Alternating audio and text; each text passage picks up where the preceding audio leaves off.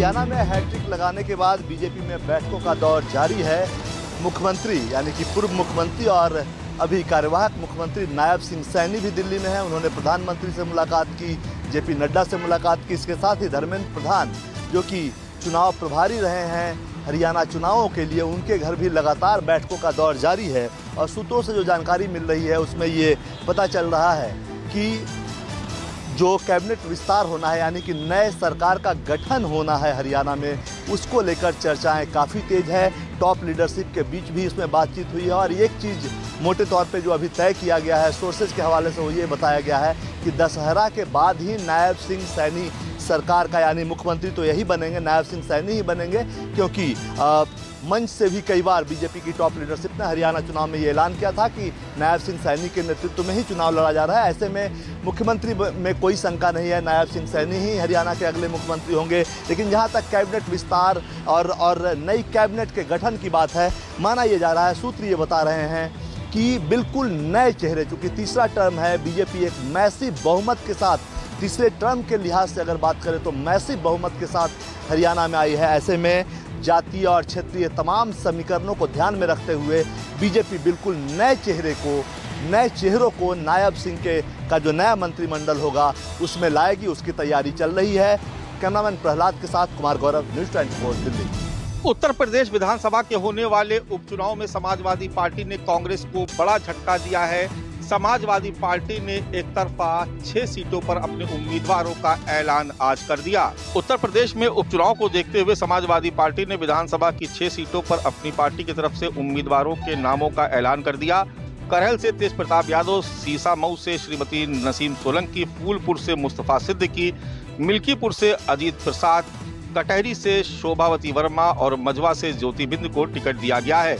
इसमें तेज प्रताप यादव खुद अखिलेश यादव के परिवार से आते हैं, तो अजीत प्रसाद मौजूदा सांसद अवधेश प्रसाद के बेटे हैं। माना यह जा रहा था कि लोकसभा चुनाव में इंडिया गठबंधन की कामयाबी को देखते हुए समाजवादी पार्टी और कांग्रेस दोनों आपसी सहमति से उपचुनाव में उम्मीदवारों के नाम का ऐलान करेंगी। लेकिन समाजवादी पार्टी ने एक तरफा ऐलान करके कांग्रेस को बड़ा झटका दिया है। उत्तर प्रदेश में कुल 10 विधानसभा सीटों पर उपचुनाव होने हैं, लेकिन समाजवादी पार्टी ने जिस तरीके से आज एक तरफा उम्मीदवारों का ऐलान कर दिया, उसके बाद सबकी निगाहें कांग्रेस पर टिकी हुई है। और ये भी देखा जा रहा है कि उत्तर प्रदेश में अब इंडिया गठबंधन का वजूद रहेगा या नहीं। कैमरा पर्सन धर्मेंद्र कुमार साहू के साथ मानव श्रीवास्तव, लखनऊ, न्यूज़ 24। हरियाणा में बीजेपी की शानदार जीत के बाद पार्टी में जश्न का माहौल है और इसके साथ ही दिल्ली में आगामी विधानसभा चुनावों को लेकर दिल्ली बीजेपी में भी जोश और भी ज्यादा दुगना हो गया है।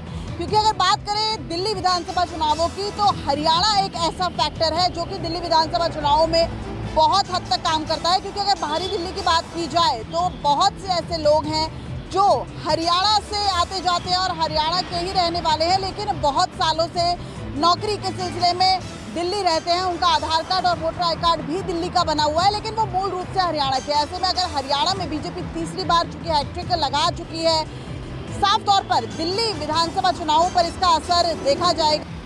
कैमरामैन संजय राहुल के साथ दिव्या अग्रवाल, दिल्ली, न्यूज़ 24। हरियाणा विधानसभा चुनाव का परिणाम आने के बाद महाराष्ट्र में सियासत गर्मा गई है। शिवसेना यूबीटी के सांसद संजय राउत ने कांग्रेस पर तंज कसा है और कहा है कि इसके लिए कांग्रेस का घमंड जिम्मेदार है। कांग्रेस का केंद्रीय नेतृत्व चाहता था कि इंडिया ब्लॉक के साथ चुनाव लड़े, वो आम आदमी पार्टी के साथ वहां पर गठबंधन करना चाहता था, लेकिन कांग्रेस के स्थानीय नेताओं ने गुमराह किया। कांग्रेस चाहे तो महाराष्ट्र में अकेले लड़ने का फैसला ले सकती है। इस पर कांग्रेस की तरफ से भी प्रतिक्रिया आई है। कांग्रेस की तरफ से महाराष्ट्र कांग्रेस अध्यक्ष नाना पटोले ने कहा है कि वो संजय राउत से बात करेंगे। इन सारे मुद्दे पर बीजेपी की तरफ से भी प्रतिक्रिया आई है। बीजेपी की तरफ से उप मुख्यमंत्री देवेंद्र फडणवीस ने कहा है कि पहले जो लोग कहते थे हम साथ साथ हैं, हरियाणा चुनाव परिणाम के बाद अब वो कहने लगे हैं कि हम आपके हैं कौन। कैमरा अंचल के साथ इंद्रजीत सिंह, न्यूज़ 24, मुंबई। जम्मू कश्मीर में विधानसभा चुनावों के आए नतीजों में नेशनल कॉन्फ्रेंस सबसे बड़ी पार्टी बनकर उभरी है। नेशनल कॉन्फ्रेंस की झोली में 42 सीटें आई हैं, तो दूसरी सबसे बड़ी पार्टी बनी है बीजेपी। बीजेपी के पास आई हैं 29 सीटें। तो वहीं कांग्रेस के पास आई हैं 6 सीटें, पीडीपी के पास आई हैं 3 सीटें, 7 निर्दलीय और 3 अन्य छोटे दलों के झोली में भी 1-1 सीट आई है। नेशनल कॉन्फ्रेंस कांग्रेस का प्री पोल अलायंस हुआ था और अब साफ दिख रहा है कि दोनों पार्टियां जो है जम्मू कश्मीर में सरकार बनाने जा रही हैं। गठबंधन जो है बहुमत का आंकड़ा पार कर चुका है। अब बेसब्री से जम्मू कश्मीर की जनता को उस दिन का इंतजार है जब नेशनल कॉन्फ्रेंस कांग्रेस की सरकार बनेगी और शपथ ग्रहण होगा। बीजेपी बेहद ज्यादा खुश है कि उनकी 29 सीटें आई है। बीजेपी जीत से गदगद दिखाई दे रही है। जश्न मनाया जा रहा है, आतिशबाजी की जा रही है, ढोल नगाड़ों की थाप पर बीजेपी के कार्यकर्ता जमकर नाच रहे हैं, झूम रहे हैं, क्योंकि जम्मू कश्मीर के इतिहास में अब तक बीजेपी की सबसे बड़ी जीत है। क्योंकि 2014 के चुनावों में बीजेपी की झोली में 25 सीटें आई थी, लेकिन अब 29 सीटें आई हैं। हालांकि जो दावा बीजेपी ने किया था कि वो अपने दम पर सरकार बनाएगी, बहुमत के आंकड़े को पार करेंगी, लेकिन वो नहीं हो पाया। कैमरामैन जतेंद्र के साथ पंकज शर्मा, न्यूज़ 24 जम्मू। नेता प्रतिपक्ष राहुल गांधी ने आज हरियाणा और जम्मू कश्मीर के विधानसभा चुनाव के नतीजों पर अपनी प्रतिक्रिया दी है। उन्होंने एक्स हैंडल पर लिखा है कि जम्मू कश्मीर के लोगों को तहे दिल से शुक्रिया। प्रदेश में इंडिया की जीत संविधान की जीत है, लोकतांत्रिक और स्वाभिमान की जीत है।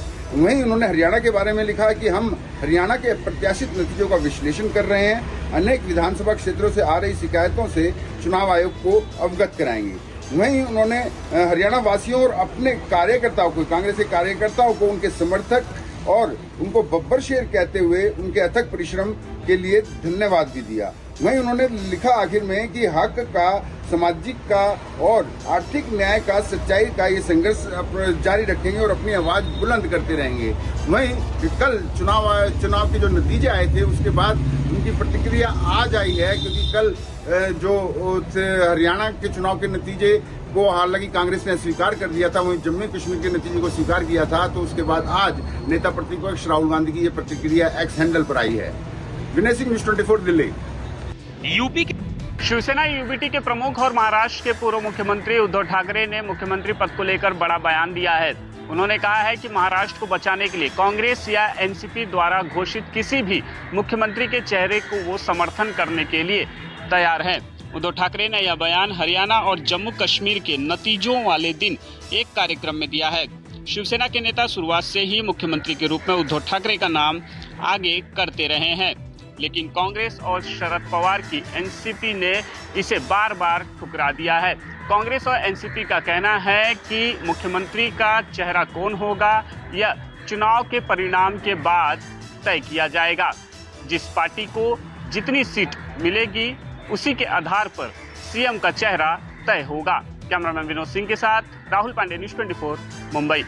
राजस्थान में इन दिनों सर्कस शब्द को लेकर राजनीतिक बयानबाजी का दौर तेज हो गया है। दरअसल इसकी शुरुआत राजस्थान कांग्रेस के अध्यक्ष गोविंद सिंह डोटासरा ने की। उन्होंने भजनलाल सरकार को सर्कस करार दिया और कहा कि सरकार कोई भी फैसला नहीं ले पा रही है, खाली जयपुर से दिल्ली तक उछल कूद करती रहती है। इसके बाद पूर्व मुख्यमंत्री अशोक गहलोत ने भी इसी शब्द का उपयोग करते हुए भजनलाल सरकार पर तंज कसना शुरू कर दिया और कहा कि उनकी सरकार की तमाम योजनाओं को या तो बंद कर दिया गया है या उनकी स्पीड को काफी धीरे कर दिया गया, जिसके चलते जनता काफी बेहाल और परेशान हो रही है। फिलहाल तो कांग्रेस और बीजेपी के नेताओं के बीच सर्कस शब्द को लेकर लगातार बयानबाजी तेज हो गई है और ऐसे में जनता बेचारी नेताओं के इस बयानबाजी के सर्कस को समझने की कोशिश कर रही है। श्रीवत्सन, जयपुर, न्यूज़ 24। महाराष्ट्र सरकार में उप मुख्यमंत्री पद पर बैठे और एनसीपी के वरिष्ठ नेता अजित पवार अपना विधानसभा का चुनाव बारामती सीट से लड़ने वाले हैं। इसकी घोषणा पार्टी के वरिष्ठ नेता प्रफुल्ल पटेल ने की। प्रफुल्ल पटेल ने आज एक उम्मीदवार की घोषणा की। उस उम्मीदवार का नाम था अजित पवार। प्रफुल्ल पटेल का कहना है कि अजित पवार अपनी परंपरागत बारामती विधानसभा सीट से चुनाव लड़ने वाले हैं।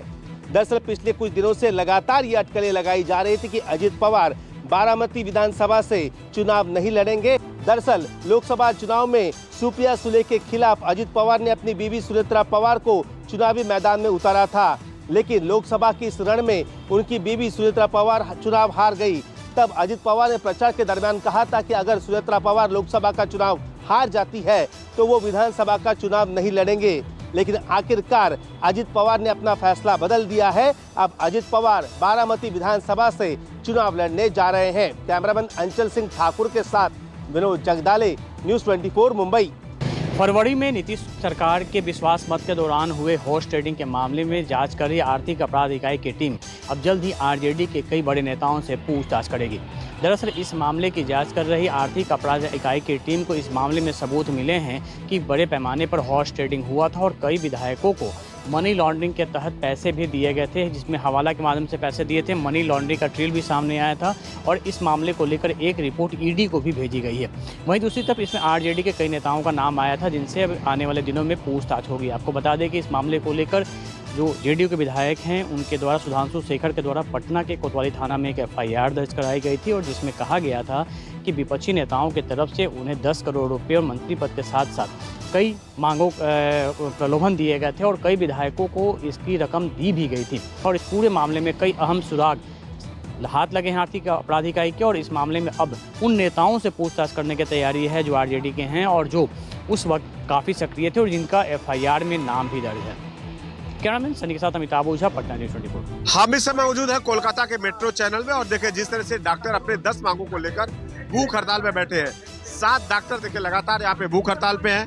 राज्य सरकार से 10 मांगे हैं डॉक्टरों का। सबसे बड़ा है सुरक्षा को लेकर, जिस तरह से जो पीड़ित परिवार के लिए न्यायिक मांग कर रहे हैं। आर्जिकल में जूनियर डॉक्टर के साथ रेप और हत्या के प्रतिवाद में लगातार डॉक्टर स्वास्थ्य भवन के सामने विरोध प्रदर्शन किए।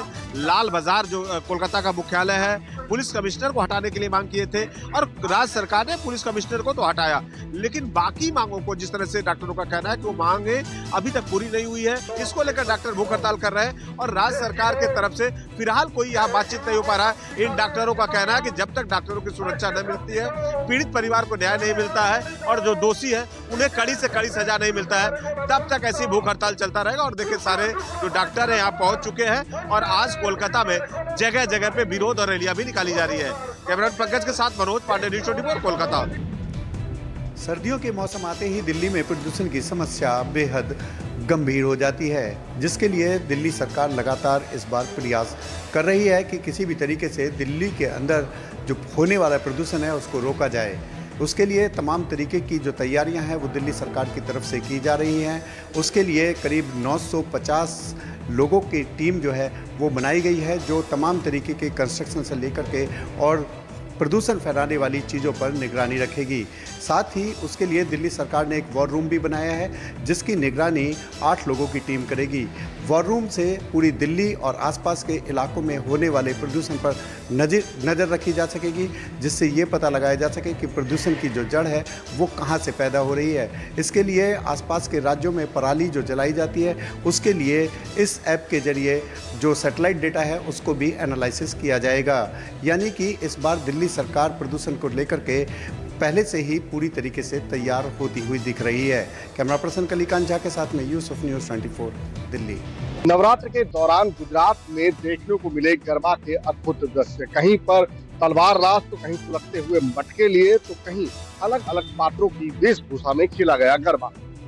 पहले बार जामनगर में देवी देवता, ऋषि मुनि और स्वतंत्रता सेनानी के भेष में खेले जा रहे गरबे की जामनगर के लिमड़ा लाइन स्थित गरबे में ऐतिहासिक पात्रों के साथ साथ अलग अलग देवी देवता, ऋषि मुनि और स्वतंत्रता सेनानी की वेशभूषा में गरबा खेलते लोग नजर आए। श्री भारत माता आदर्श गरबी मंडल पिछले 65 सालों से हर साल अनेकता में एकता की सीख देने वाले इस गरबे का आयोजन करता है। जामनगर के गरबे की बात हो और छत्राणियों के तलवार रास की उल्लेख न हो तो बात पूरी नहीं होती। पिछले कई सालों से भगनी सेवा फाउंडेशन द्वारा आयोजित गरबे में इस बार भी क्षत्रिय समाज की महिलाओं ने राजीव पैलेस के मैदान में तलवार रास का प्रदर्शन किया। छत्राणियों ने कार, बाइक, जीप और घोड़ों पर बैठकर तलवारें चलाते हुए गरबा खेला। ये गरबा खेलने वाली छत्राणियां नवरात्रि से पहले तलवार रास का कठोर प्रशिक्षण हासिल करती हैं। तलवार रास का एक दृश्य बनासकांठा में भी देखने को मिला। डीसा के मुरेड़ा गांव में नवरात्रि उत्सव के दौरान नकलक युवक मंडल की ओर से आयोजित नवरात्र महोत्सव में युवाओं ने सर पर पकड़ी बांध तलवारबाजी का प्रदर्शन किया। अब बात राजकोट के बजरंग गरबा मंडल द्वारा हर साल पारंपरिक गरबे की, जिसमें बजरंग गरबा मंडल का एक अद्भुत रास लोगों में चर्चा का विषय बना हुआ है। इस गरबा में हिस्सा लेने वाली लड़कियां अपने सर पर सुलगता हुआ मटका, जिसे गरबा कहते हैं, वो लेकर साहसिक तौर पर एक गरबे का प्रदर्शन करती हैं और जिसे देखने के लिए हजारों की तादाद में लोग आते हैं। कैमरा के साथ भूपेंद्र सिंह, अहमदाबाद, न्यूज़ 24।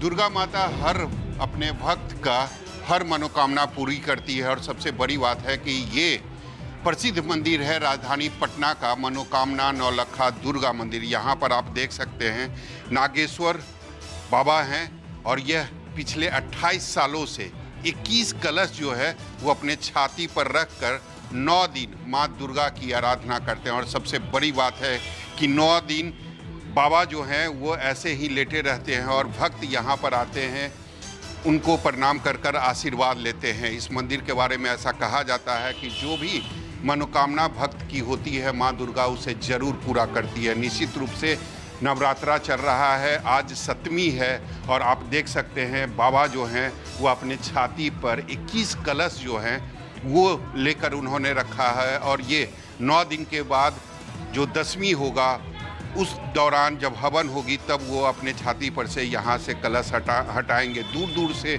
लोग जो हैं वह बाबा का आशीर्वाद लेने आते हैं। पिछले 28 सालों से बाबा जो हैं वो ये तप और साधना कर रहे हैं। निश्चित रूप से काफ़ी कठोर यह साधना है माँ दुर्गा के लिए। और ये जो मंदिर है मनोकामना मंदिर, यहाँ निश्चित रूप से जो भी भक्त मन से जो मनोकामना माँ दुर्गा से मांगते हैं माँ दुर्गा उसे जरूर पूरा करती है। कैमरामैन ऋषि के साथ सौरभ कुमार, पटना, न्यूज़ 24।